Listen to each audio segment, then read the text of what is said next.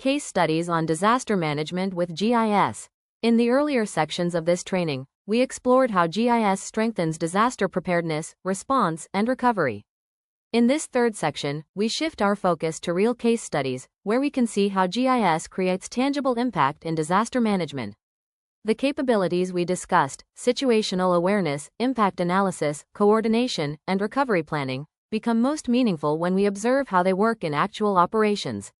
Real-world examples allow us to understand how these tools perform under pressure, what challenges they solve, and how agencies use GIS to support life-saving decisions. These case studies show GIS not just in theory, but in practice, how organizations integrate it into their daily operations and the measurable benefits they achieve during real emergencies. In this section, we will explore a range of real-world applications, from statewide situational awareness platforms that unify hazards and real-time data, to community-focused resilience projects addressing chronic flooding, and machine learning systems that predict avalanche risks before they occur. Each case demonstrates how GIS simplifies complex emergency workflows, accelerates decision-making, and strengthens resilience across different phases of disaster management. Utah. Situational awareness with ArcGIS. Let's begin with our first case study from Utah's Division of Emergency Management. Utah faced a common challenge. Critical information was spread across different systems, agencies, and formats. During fast-moving emergencies, this created delays, duplication, and confusion. To solve this, the state built a unified situational awareness platform using ArcGIS Experience Builder. For the first time, hazards, active incidents, and community lifelines could all be viewed in one shared operational picture. Real-time feeds, like weather alerts, road closures, sensor readings, and traffic conditions, were brought together onto a single map. Here, we see the application interface of Utah's solution, the All Hazards Data Hub. This platform brings together all the information that emergency managers once had to search for in separate systems. With this hub, users can quickly explore situational awareness data based on hazard type, such as floods, wildfires, or severe storms, or they can focus on community lifelines like transportation, communications, and health services. They can also drill into specific incidents to understand what is happening on the ground in real time. The important point is this: Utah now has one place where all critical data converges. Instead of navigating multiple dashboards or waiting for updates from different agencies, everyone sees the same operational picture. This shared view reduces confusion, speeds up coordination, and ensures emergency managers can respond with confidence, even during rapidly changing events. What we're looking at here is a perfect example of how Utah brings multiple real-time feeds into a single operational environment. This section of the All Hazards Data Hub continuously integrates live weather alerts, road closures, sensor readings, traffic conditions, and as you can see, even daily precipitation and temperature data directly from the National Weather Service. The important point is this: all of these data streams update automatically the moment new information is reported. Instead of monitoring separate systems for weather, transportation, or infrastructure updates, emergency managers now view everything in one shared dashboard. Why does this matter? Because environmental conditions, road accessibility, and sensor data often change simultaneously during an emergency. By unifying these feeds, Utah gains a clear, real-time understanding of evolving risks, allowing teams to anticipate impacts earlier, adjust response strategies faster, and coordinate far more effectively. In short, this integrated view transforms raw data into actionable intelligence, helping the state stay ahead of rapidly changing events. Here, we also see the Hazard Awareness section of the All Hazards Data Hub. In this view, Utah brings together all major threats identified in the State Hazard Mitigation Plan, including wildfires, severe wind events, earthquakes, floods, air quality issues, snow and avalanche risks, drought, and even space weather hazards. By bringing all these hazards into a single centralized view, emergency managers no longer need to move between different reports or disconnected systems. They can quickly compare risks, understand regional vulnerabilities, and anticipate where conditions may shift next. This is once again where GIS proves its greatest value. It enables faster, clearer decision-making through centralized maps and dashboards. With a unified operational picture, Utah can act sooner, communicate with greater confidence, and coordinate more effectively across agencies. This integrated approach strengthens mitigation planning, enhances situational awareness, and ensures the state remains prepared for a wide range of environmental and natural threats. As we wrap up the Utah case study, one point becomes very clear: bringing all hazards, incidents, and real-time feeds into a single shared platform fundamentally changed how Utah manages emergencies. This unified system didn't just improve visibility, it reduced information gaps, minimized duplication, and strengthened coordination among agencies across the state. And perhaps the impact is best captured in the words of Julia Serkis, GIS Program Manager at the Utah Division of Emergency Management. She said, "Using GIS to supplement our work has been critical to our success. We have been able to collaborate and communicate effectively with our state and local partners across Utah." Her statement highlights what this entire case study represents. GIS is not just a technical tool, it is an enabler of collaboration, a bridge between agencies, and a foundation for faster, clearer decision-making. Utah's experience shows us how powerful a centralized, GIS-driven approach can be when every second matters. Dubuque. Building resilience against flooding. In Dubuque, the Bee Branch neighborhood had been dealing with chronic flooding for decades. To truly fix the problem, planners realized they needed a deeper understanding of how water moved through the area, not just on the surface, but across the entire watershed. That's why they turned to 3D GIS watershed modeling. These models allowed the city to see how stormwater flowed, where bottlenecks formed, and which parts of the neighborhood were most vulnerable. This insight guided every major decision, from infrastructure upgrades to green stormwater solutions. At the same time, smart surveys played a key role in understanding what was happening inside people's homes. Inspectors and social workers used GIS-enabled assessments to capture details about both hard infrastructure, like foundations, drainage, and basements, and soft infrastructure such as resident needs, mobility challenges, and household vulnerabilities.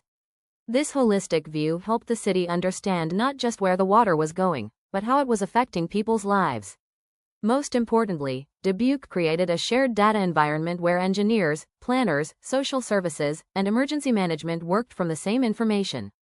By seeing the same maps, the same models, and the same impacts, departments could coordinate faster, prioritize fairly, and deliver support where it was needed most.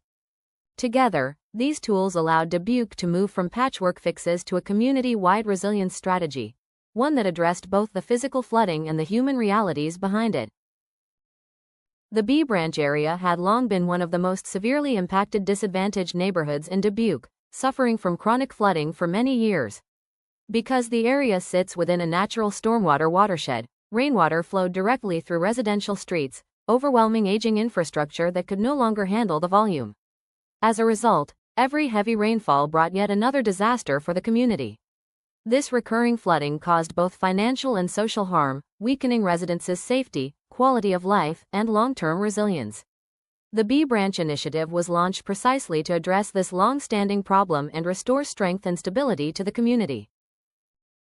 This visual presents the Bee Branch Healthy Homes Story Map, a powerful GIS tool that the city of Dubuque uses to track exactly how each home was addressed under the resilience program. By mapping every mitigation action, foundation repairs, drainage upgrades, mold removal, and social supports, city staff built a transparent dashboard that links homes, households, and outcomes. That level of detail allows planners and community partners to see which homes have been completed, which still require work, and how the neighborhood is progressing overall.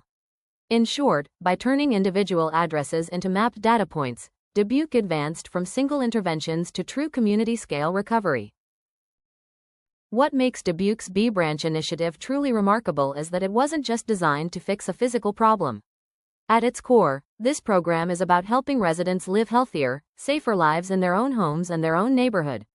And this approach is best captured in the words of Nikki Rosemeyer from the city of Dubuque. "We don't want to gentrify or displace people. We want to help people be better where they are, because that's where they want to be." This statement perfectly illustrates that GIS is far more than a technical tool. It is an enabler of community-centered, equitable, and inclusive solutions that truly strengthen the places people call home. The Bee Branch case demonstrates that effective disaster management is not only about engineering solutions or fixing infrastructure, it is about strengthening the people and communities who live there. With GIS, Dubuque was able to understand the full picture: the physical risks caused by chronic flooding, the condition of homes, the needs of residents, and the social vulnerabilities that made the neighborhood more fragile over time. By combining spatial analysis, smart inspections, shared data, and a commitment to equity, the city created a solution that was both resilient and community-driven. What we learn from B-Branch is clear. When cities use data responsibly, engage people directly, and make decisions with transparency, they can build safer, stronger, and more inclusive neighborhoods, not just for today, but for generations to come. Colorado. Reducing the risk of avalanches with GIS. Now let's look at a case study from the Colorado Avalanche Information Center, where GIS and machine learning are being used to reduce deadly avalanche risk. For years, field teams relied on paper maps, handwritten observations, and slow communication from remote mountain areas. By moving to GIS and mobile field apps, Colorado created a unified system where all field data, snowpack conditions, terrain hazards, weather changes, is captured and shared instantly. The real game changer is their machine learning model, which can predict avalanche releases 12 to 36 hours before they occur. This gives highway managers and mitigation crews precious time to prepare, close roads, or conduct controlled avalanche work safely.